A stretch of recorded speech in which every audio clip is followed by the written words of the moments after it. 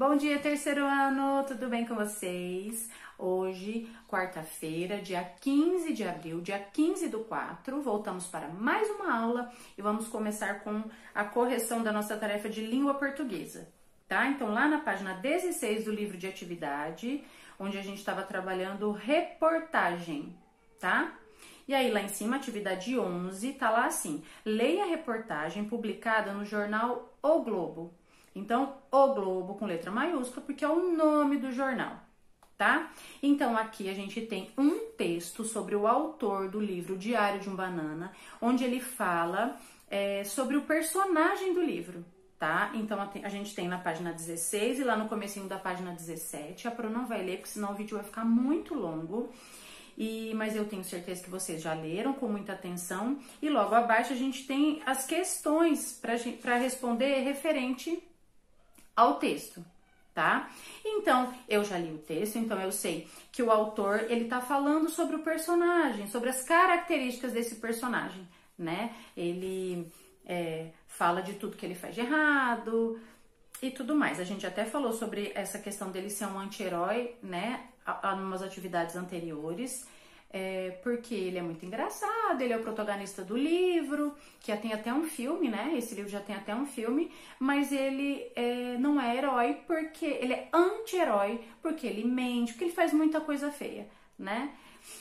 E então lá na questão 12 tá assim: qual é o assunto tratado na reportagem? Do que essa reportagem tá falando? Qual que é o assunto da reportagem? O que ela tá falando?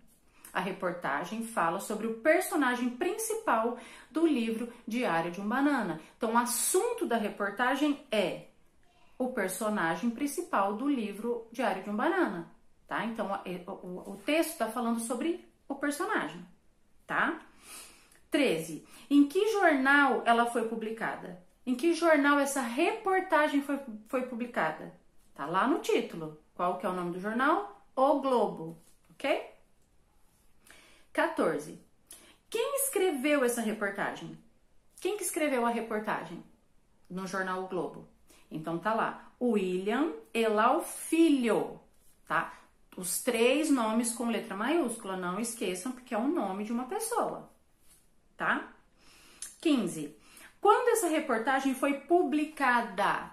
Então, essa reportagem foi publicada em 1º de julho de 2008, ok? Todas essas informações vocês vão ter tanto no texto, quanto no título, quanto na legenda que tá lá embaixo do texto, tá bom? Vocês já sabem disso, que todas as informações do texto podem estar no título, no corpo do texto ou na legenda embaixo. 16. Como o jornalista conseguiu as informações para escrever essa reportagem? Como que o jornalista, o William, como que ele conseguiu essas informações para escrever essa reportagem? O que ele fez? Ele pesquisou? Ele entrevistou alguém? Sim, ele entrevistou o autor do livro, ok? Então, ele fez uma entrevista com o autor do livro para ter as respostas, tá? 17. De acordo com o autor, qual é a finalidade da coleção Diário de um Banana? Para que serve? Qual que é a finalidade? É para informar? Para que serve?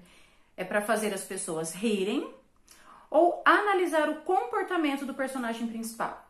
Para fazer as pessoas rirem, né? A principal finalidade da coleção de livros, que são vários, Diário de um Banana, é para divertir, para fazer as pessoas rirem, tá bom? 18. Para Kinney, Greg é um anti-herói. O que isso significa? Então, para o autor do livro, o Greg, ele é um anti-herói. E o que isso significa? O que é ser um anti-herói? Significa que ele não tem atitudes heróicas, né? De que possa se orgulhar. Tá? A gente já falou sobre isso. Ele faz muita coisa errada. É divertido, é engraçado, mas ele faz muita coisa errada. 19. Releia o seguinte trecho. Greg está longe de ser um protagonista politicamente correto. Ele é um adolescente comum, experimentando os sofrimentos do ambiente escolar e tentando ser um cara mais popular. Às vezes, nem sabe distinguir certo e errado. Apronta das suas e ainda espera recompensa. Pontinho. Por que Greg está longe de ser um personagem politicamente correto? Né? O que isso quer dizer? Porque ele é um adolescente experimentando os sofrimentos do ambiente escolar e muitas vezes por não conseguir distinguir o certo e errado, ele acaba aprontando. Então, o que que é? Ele não é politicamente correto, porque ele ainda não sabe distinguir o certo do errado. Como ele não sabe distinguir, não sabe a diferença, então ele acaba aprontando, muitas vezes fazendo o errado, né? Então, era só até aqui, até a 19, porque agora daqui para baixo são adjetivos que a gente vai trabalhar numa outra aula. E agora vocês vão lá pegar a apostila na página 16 de Geografia, lá onde a gente estava falando sobre o êxodo rural. Então, a gente falou ontem sobre essa questão do êxodo rural, né? O que significa, né? Que são quando muitas pessoas começam a migrar do campo para a cidade, né? Em busca de novos melhores condições de vida, em busca de emprego, porque muito do trabalho que era feito no campo antigamente por pessoas, hoje em dia é feito por máquinas, né, por um maquinário que substitui muito do trabalho que é realizado no campo. Então as pessoas começaram a perder emprego, então começaram a migrar para a cidade em busca de melhores condições de vida. Então ali na atividade 1 tá assim: observe as ilustrações e descreva cada cena retratada da vida cotidiana na área rural. Então, eu tenho 3 cenas ali de atividades cotidianas que são realizadas na área rural.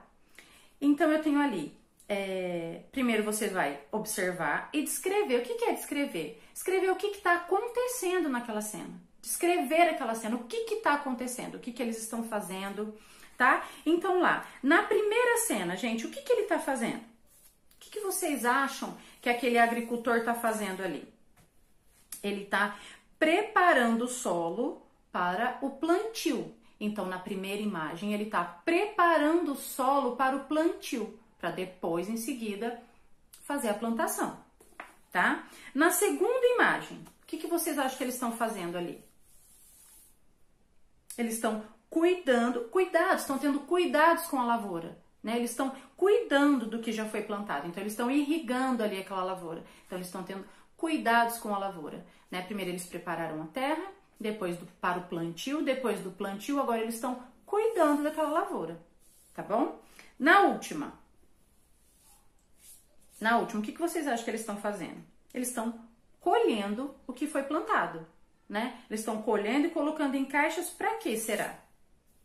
Para venda ou para consumo, tá? Então agora eles já estão fazendo a colheita do que já foi plantado, a colheita do plantio para venda ou para consumo próprio, para eles mesmos consumirem, ok?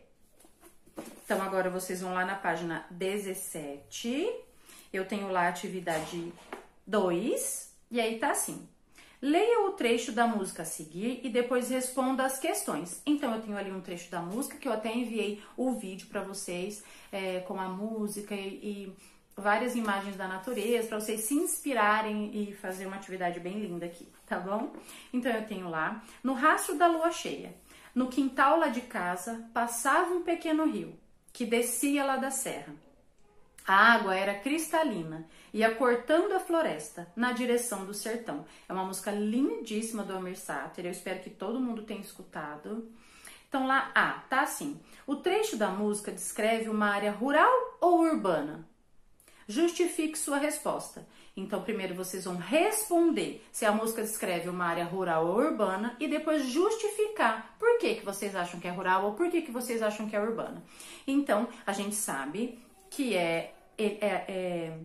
o trecho da música, ele está descrevendo uma área rural, né? Na música todinha, ele descreve uma área rural. Então, justifique suas respostas.